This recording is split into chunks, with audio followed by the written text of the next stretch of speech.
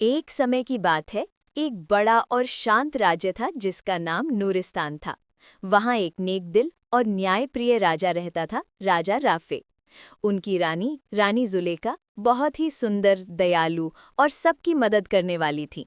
दोनों एक दूसरे से बहुत प्यार करते थे, लेकिन उनके दिल में एक ही कमी थी।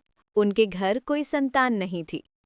कई साल बीत गए। महल में हर सुख सुविधा थी, लेकिन बच्चा न होने की वजह से राजा और रानी हमेशा उदास रहते थे। राज्य के लोग भी चिंतित थे, क्योंकि राजा के बाद राज्य संभालने के लिए किसी वारिस की जरूरत थी। दूसरे राज्य इसका फायदा उठाना चाहते थे। राजा और रानी ने हर कोशिश की, इलाज कराया, बुजुर्गों से दुआएं ली, सदका दिया, लेकिन कुछ फायदा नहीं हुआ। आखिर में दोनों ने सच्चे दिल से अल्लाह से दुआ मांगी। एक रात रानी ने सपना देखा। सपना में एक नूरानी बुजुर्ग बोले, घबराओ मत, अल्लाह तुम्हें ऐसी संतान देगा जो पूरे राज्य के लिए रहमत बनेगी।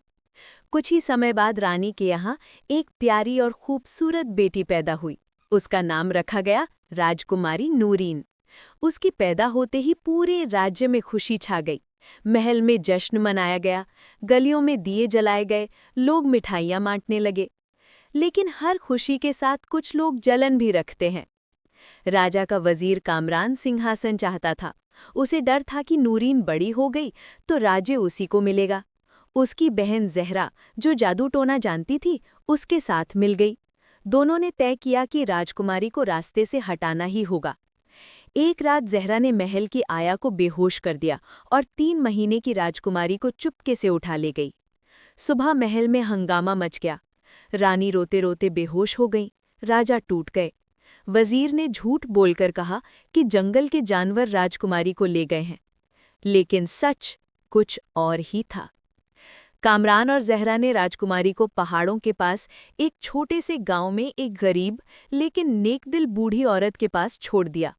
उन्होंने उसे सोना देकर कहा कि बच्ची को अपनी बेटी समझकर पालना और किसी को कुछ न बताना। वक्त बीतता गया।